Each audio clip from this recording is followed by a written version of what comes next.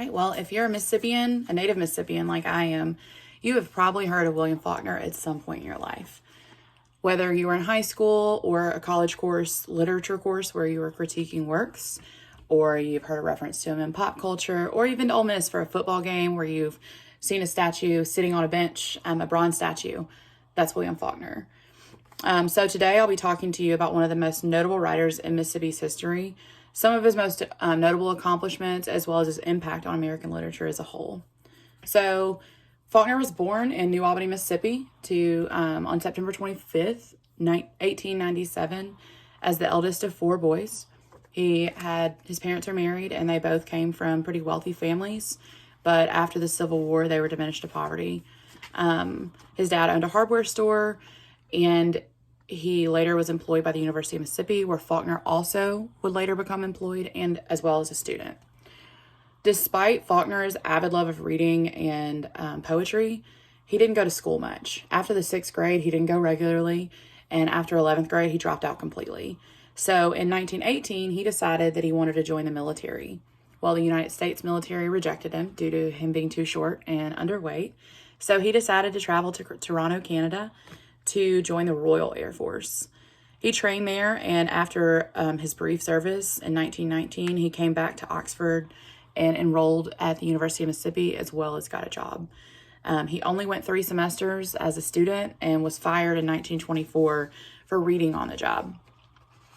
So between 1926 and 1930, he published a series of novels, but none of them were commercially successful. It wasn't until 1931 that he published Sanctuary, and that helped him get his footing financially. He worked in Hollywood for a brief period, assisting in screenwriting, as well as helping with screenplays. It wasn't until World War II that Faulkner began receiving praise for his writing style. But the turning point was when Malcolm Cowley published the influential Faulkner in 1946. At this point, all of his works were out of print. So the only way to read his works were to buy the portable Faulkner. So the rapid and widespread praise for Faulkner began, and then it became later recognized in a 1949 Nobel Prize for Literature. He was awarded the Nobel Prize for his powerful and artistically unique contribution to the modern American novel. He has written several notable novels. Of those are The Sound and the Fury, As I Lay Dying, Sanctuary, and Absalom, Absalom. So The Sound and the Fury was Faulkner's 4th novel. It tells the story of the destruction of an aristocratic family from the South, and it's told in multiple points of view. This book is generally regarded as a masterpiece, according to an article in the Encyclopedia. As I Lay Dying is the 5th novel. It's told from 15 points of view. Needless to say, it's a very difficult read if you're not an avid reader. It's about Abby Burndon and her desperate desire to be buried by her family in Jefferson, Mississippi, and her family's journey taking her there. Sanctuary is a 6th book, and it's his first one to receive critical acclaim. It tells the story of the rape and abduction of a young white girl named Temple Drake that came from a very wealthy family in Mississippi during the age of Prohibition. This was his most controversial work just because it has a theme of rape. Absalom, Absalom tells the rise and fall of a poor white man that's from West Virginia who travels to Mississippi because he thinks that he's going to become a powerful family patriarch and feels that this is just going to change his life forever. It is told entirely of flashbacks. But in 2009, a panel of judges called Absalom, Absalom the best Southern novel of all time. Both this book and The Sound and the Fury are the books that helped Faulkner win his Nobel Prize.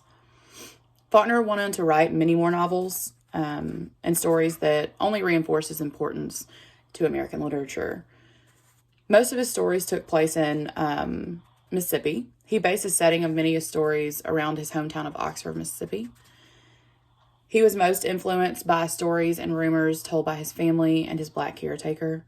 But according to an article published in Time magazine in 1964, his work forced Southerners to reflect on their fear of miscegnation, which is race mixing, a fixation of the past, and their resistance to change it.